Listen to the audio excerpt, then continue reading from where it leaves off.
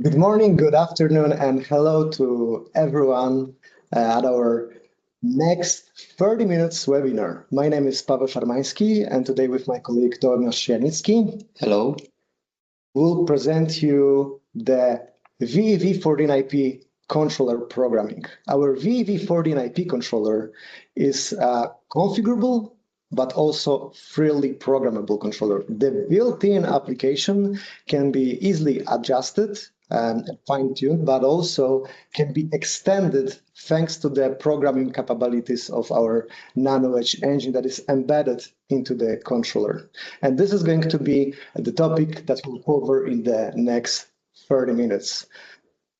If this is the first time you joined our webinar series on the VAV14-IP, we already had two introduction and a deep dive into the controller itself, as well as the built-in application of the VAV controller. So if this is the first time, you're welcome to go to our YouTube channel, and on the iSMA Controlli channel, you will find both of them available today.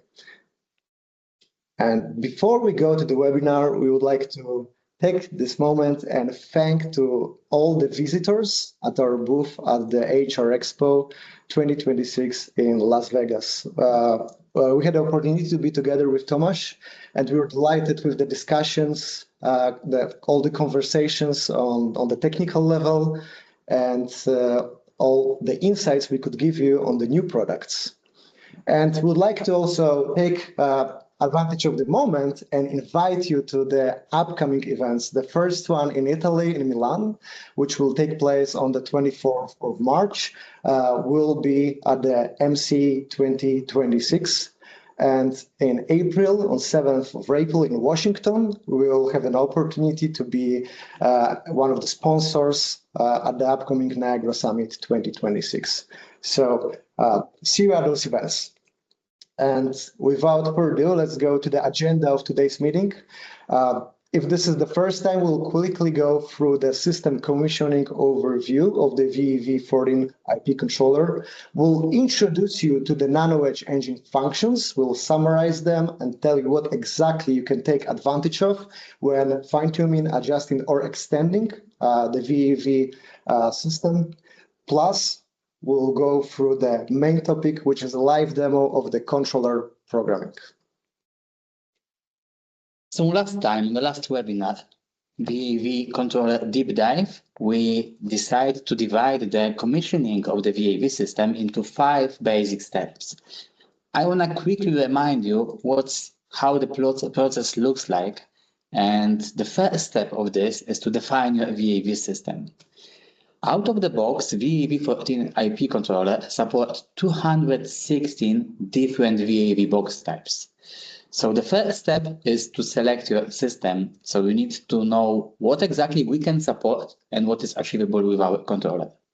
To do this, you need to find the place that we inform about all those information.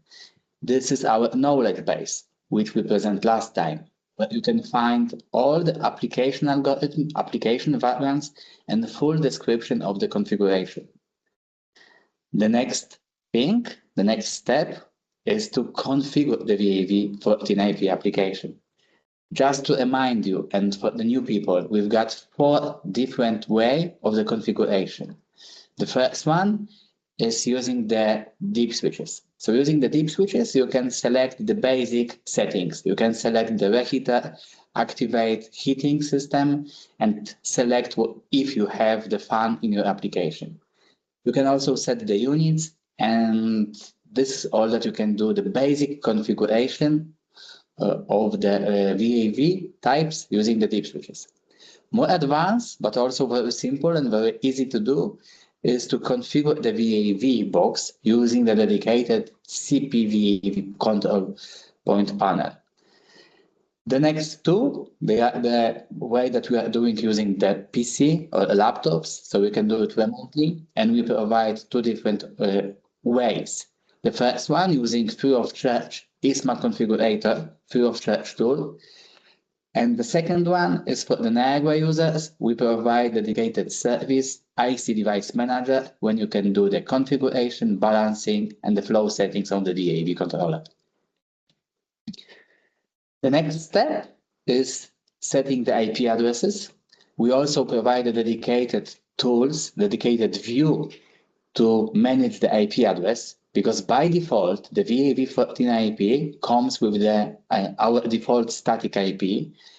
And all of them, if you do the commissioning, and you probably have more than one on site, you need to set the IP and assign it to correct space.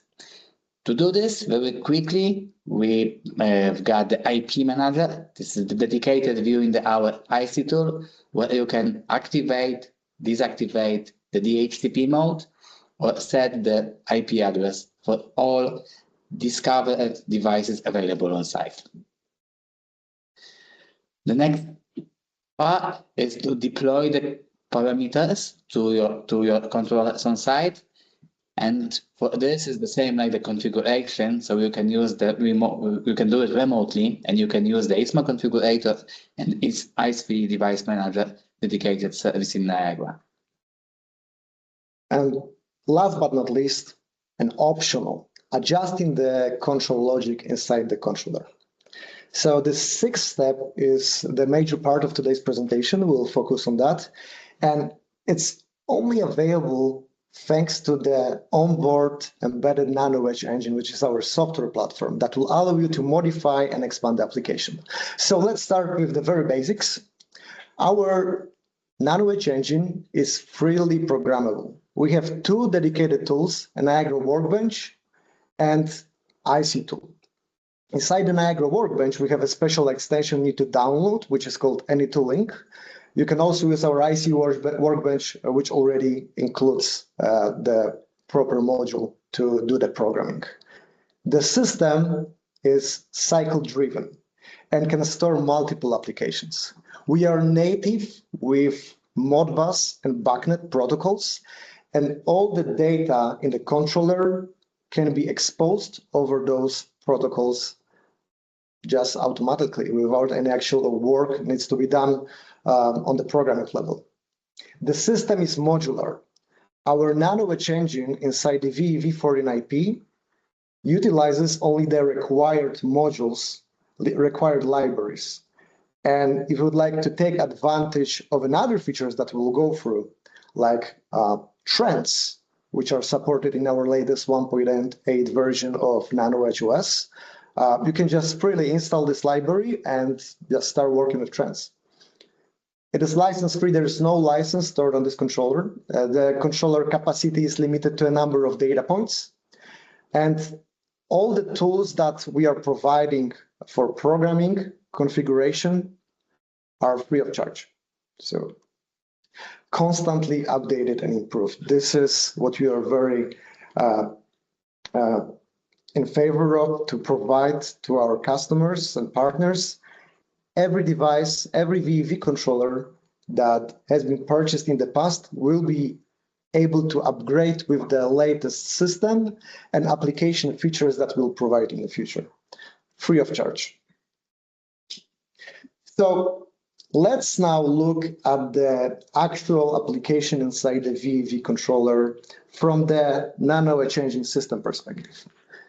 There's one application built into the VAV, but as I mentioned, we can build multiple time deterministic applications inside the VAV controller.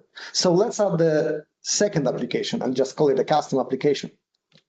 We can run both simultaneously on a single controller, and those applications, they can run independently in their own time cycle. And this is per the application requirements for the application. So the built-in VAV application scan period is set at 200 milliseconds. For the custom application, the scan period can be even lowered up to 100 milliseconds. But of course, per the application requirements, it can be set at 1 second, at 10 seconds, or even 60 seconds, just to save some memory capacity on the controller. But it's up to the application and up to the engineer of the application to the site of the scan periods. In the application container, the components that can be used, stored, copied, and utilized are equipments, folders, data points, and all the logic that we'll build inside those containers. And what is the capacity of the custom application if you decide to build one for the second and third apps you would like to build? The total capacity of the VEV controller is 150 data points, and our built-in application utilizes 116 data points out of the total capacity, which means for any custom application or expansion of the built-in application you would like to use, are 34 data points available. So it can be either another custom app or two custom applications where we divide 14 data points for the first one and 20 for the other one. Or we can just build on the top of the first one. It's really programmable environment, and we give all of those options to the engineers to take advantage of them and build a better system for the customers. What we do in our NanoEdge engine platform is we support haystack ontology. When you look at the built-in application, all the data points are stored inside the equipment container. And those equipment containers are also visible over the haystack protocol along with the data points, which means that the site, which would be the supervisory software, can visualize or integrate all of those data directly from the controller once the haystack is enabled. And at the end of this webinar, we will tell you more about the upcoming features, including the haystack support. So stay until the end and learn more. And if you look at the supported functions of NanoEdge engine, next to the Friedel programmability and next to the expandability with libraries, we support different protocols. So you're able to integrate over the onboard IP or RS485 port and expand the local IO number over BACnet or integrate any network equipment. We support BACnet as Modbus as a client and server on both MSTP and IP layer. That means that the VEV14-IP can be even visible on the MSTP layer if the user decides to wire the application as such. Moreover, we support Modbus RTU and Modbus TCP/IP as both client and the server, which means you can integrate network actuators, energy meters, or our IO modules. As you may know, our IO modules are multi-protocol and support both Modbus and BACnet protocols. So all of that can be integrated over, all of that equipment can be integrated over Modbus RTU or IP. Additionally, we also support a Modbus TCP/IP to Modbus RTU gateway function, which means next to the integration, all the Modbus RTU devices can be transparently viewed in the supervisory software on the VEV14-IP IP address, thanks to this transparent gateway function. What's more, we support schedules. And the schedules include support for the special events and calendars, which are, again, natively exposed over the BACnet network, which means any custom logic that is being built inside the controller can take advantage of those special events to set the values locally and be later synchronized with the supervisory software to set them over such, for example, Niagara Workbench. And last but not least, the latest function that has been added to the NanoEdge OS 1.8 are trends. The trends, as when configured on the controller, are supported on any data point available already in the system, which means the default application can also take advantage of that. But as well, all the custom data points added to the system can be enabled with the trend extension. The trend extension is also available and exposed over BACnet network to be stored and visualized in the supervisory applications. In our Nano HOS, we support interval, change of value, as well as a mixed interval COV support on the trend log data. And now the main topic, which is customizing the controller logic. So today we are going to not only go inside the PowerPoint presentation, but we are going to make some changes in the logic. By default, the VAV14-IP application supports connection of one dedicated space sensor. We have a control point panel, which can be connected using a dedicated smart plug socket, which transfer communication and power supply using one cable. This is the capabilities of the default application. So today we are going to connect the second CPVAV panel. We are going to daisy chain it with the first one, and we will do the measurement of the temperature in the two different places, in the two different spaces, and calculate an average. To do this, we need to know some basic information about the VAV14-IP, the default IP address. We need to know the default credential. So the VAV14-IP comes with the application inside. So those are the credentials. And we need to have at least one of those three tools. We can use the IC workbench, or we can use any Niagara workbench, but we need to put the any tooling modules inside, or we can use the free of charge IC tool.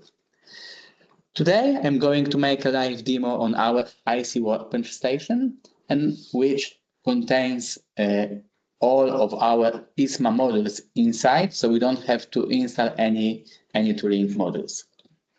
So let's go inside our IC workbench, and by default, you can find the newest AnyTooling version have also the dedicated service.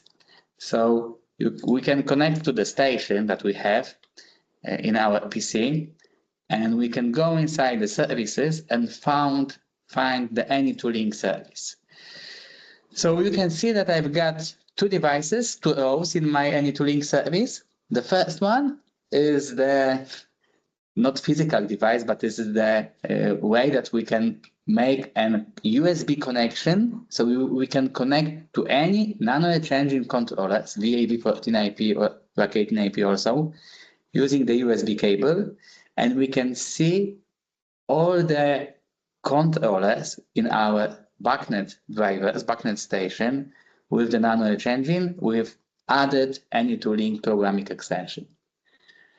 So let's go inside below our BACnet network, and let's establish the connection using the AnyTooling. So we need to add the AnyTooling extension. Just click right mouse button, click the action connect. We are going to use the TCP/IP connection today. So as I mentioned we need to know the IP address, username and credential and password. Right now, we are going to read all the information from the VAV14-IP. So the AnyToolings activate a connection which allows us to read everything from the controllers, the libraries, nano-edge engine version, schema, and the tree. So everything is kept inside the controller, and once the connection will be established, the LED changes the color from yellow to green, and then the tree appears. So we can see what is inside the controller right now. So we can do the programming. We will start the programming with adding the second panel. So we will go below the network and we will open the BACnet network. And we will make a quick discover of the devices. So you can see that my first CPVAV panel, which is just next to the VAV controller, has the status OK, but the second one is still unplugged. So we can make a BACnet discover of the devices to check and discover how many devices we've got on our network. And once the VAV connection will be connected, the CP-VAV panel will be connected, we will found the panel. So the connection we are going to do now is RG45 cable, which is actually connected directly to another CP panel. We call it smart plug. On every control point panel, we have two RG45 ports. Once the cable is connected, we will see that the CP panel is powered up, and we can actually see all the values, and it simultaneously shares the communication data. So the status now changed from the down to OK. Exactly. And remember, in the scope of today's webinar, we wanted to read the temperature sensor, so the temperature value. So I've already added to speed up and not waste your time, but we also can discover all those 248 BACnet objects in the CP-VAV panel, because the CP is a very universal wall panel that you can customize for your needs. You can do the commissioning, balancing, and the flow setting from those panels, and everything is available from the BACnet network. So to speed up, I've already added, and now I will go inside below my application, and we created the VAV application in a very simple way. So it may look complex because it's quite complex application built with the 116 data points, but we want to make it as easy as possible. So we divide the logic into the logic diagrams, and you can see we've got the occupancy folder, temperature folder, offset calculator folder, CO2 selector folder. So all those parts of the application were divided into the small blocks. And if you want to learn about the algorithm and logic inside, I recommend to visit the ICDocs knowledge base, where you can find all the description of each folder. So you can find, for example, the temperature folder. The temperature algorithm is described over there. We describe what can be the space temperature sensor, how the measurement work, and we also implement some advanced automatic detection of the available temperature sensor. We provide the dedicated diagrams, how the algorithm works, and all of the folders inside the diagram has its own description on our knowledge base. So let's go back to the temperature selector folder, and what we need to do right now to add the second temperature sensor. We need to add a data point. So just click right mouse button and add the analog data point. Let's name it second panel temperature, because the first one we've got over there. And now we need to make a link between the network point, so the BACnet object from the CP panel, to the analog data point. So we need to go below network, click right mouse button, link mark, and click on the components on our wiresheet, so on the data points on the wiresheet, link from. And now we've got the window to make a linking. This time, because we've got nano changing inside, we are going to use the reference slot for the linking, because it transfers not only the value, but also the status of the data points and network points. So in case we will have some problem with communication, we will see the information is directly on the data point. We don't have to go below the network and see what's wrong with the network point. And it's all real time, right? So, and it's all real time, exactly. So there's no compiling. You don't need to save the application. You just change your application, adjust the logic, and it's all saved directly in the controller. It's all done on the controller on the fly. What's next we should do? We need to find a dedicated component which calculate the average. We can also do some mathematics, but we've got the dedicated components. So let's go inside the math library and found the average components. So we need to drag and drop it. And then we need to make a link. Right now, by default, the first panel temperature from the first CP panel is connected using the link to the temperature selector. We don't want to have this measurement, so we need to delete this link. Then we need to connect the output from this first panel to the input A into our average component. To input B, we will connect the input from the second CP panel. And on the output, we've got the average. So the output we can connect to the input of the temperature sensor selector. And that's all. So that's the averaging. Wow, that looked easy.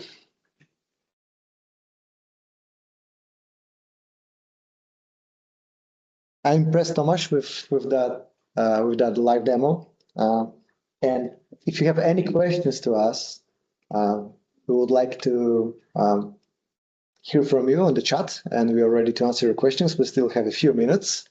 In the meantime, when you ask those questions, we would like to invite you into our next webinar.